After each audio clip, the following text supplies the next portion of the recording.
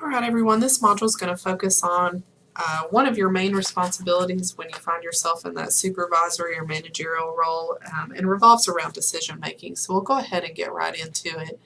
When we talk about decision making, what exactly are we talking about? What I want to add and supplement to this slide is, I may be stating the obvious here, but you are being compensated when you're in a supervisory, when you're in a managerial role, you're being compensated to make decisions. That is your main job with your organization when you find yourself in one of these types of roles, is you are the decision maker. So you're expected to know the policies and procedures.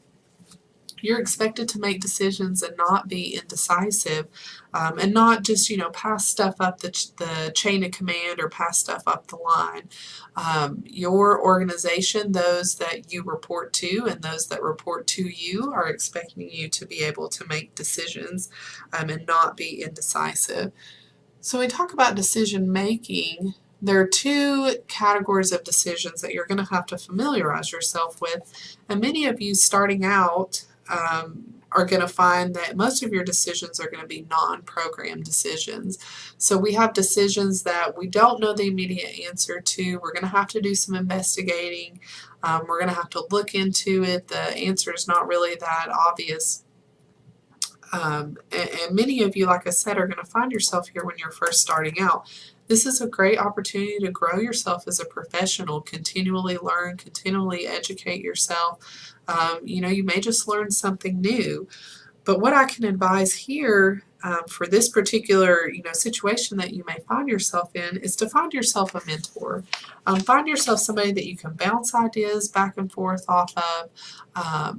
And somebody that can just mentor you through the process. Now, when you start moving through your career, you're going to start finding more and more of your decisions are going to move into this program decision category. But starting out, you are going to find yourself more often than not in this non-program decision category.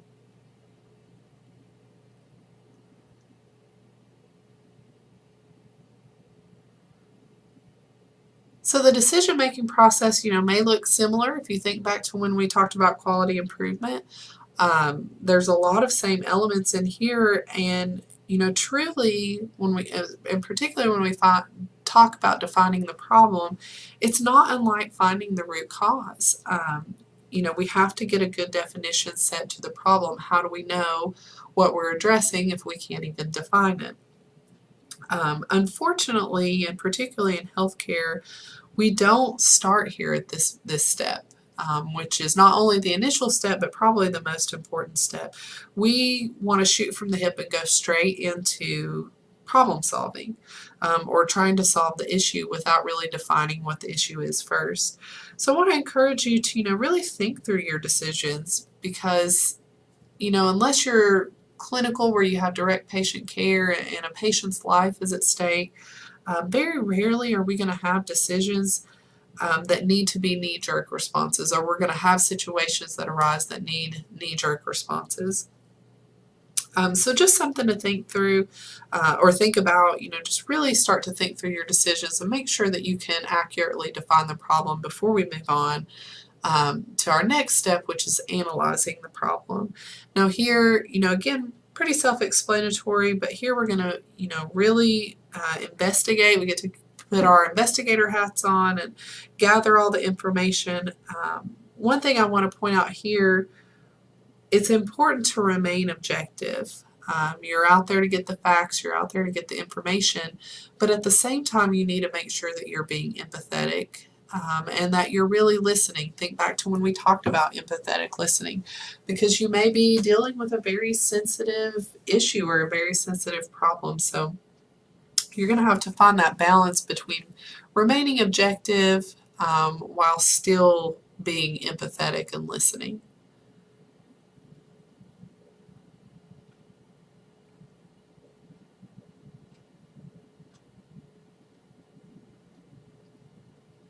So when we come to alternatives, what I want to recommend here, really take the time to visualize each one of your alternatives. And again, often we're going to have decisions that don't need that knee-jerk response, which is what we tend to like to do. We really need to think through the decision-making process. And take your time here, particularly around the alternatives, to make a good decision and to pick the appropriate alternative.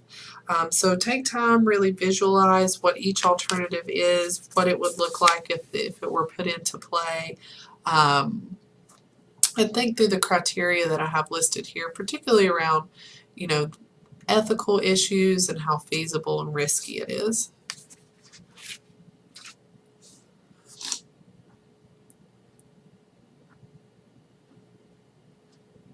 So when we get to talking about the scientific decision-making model, here, think back a little to even PDCA. We want to make evidence-based decisions.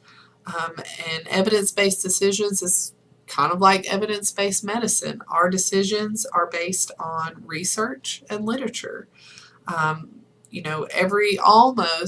give a disclaimer, almost every issue that you're going to encounter out there has been experienced by somebody else in your facility or another facility entirely. So there's no need to, go and reinvent the wheel.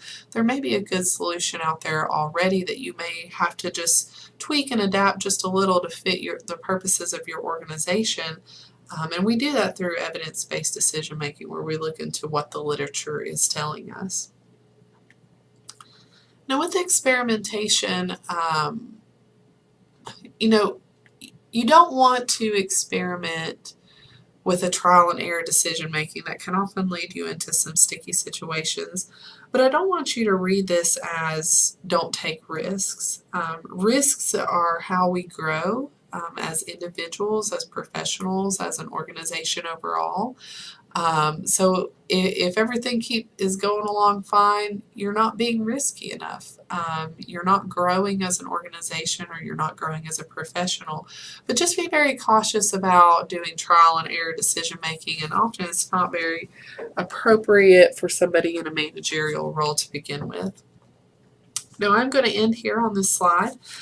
There are a couple more slides left in this lecture. I'll finish scrolling through them, and if you will please go through and review over them. If you have any questions, please let me know, guys.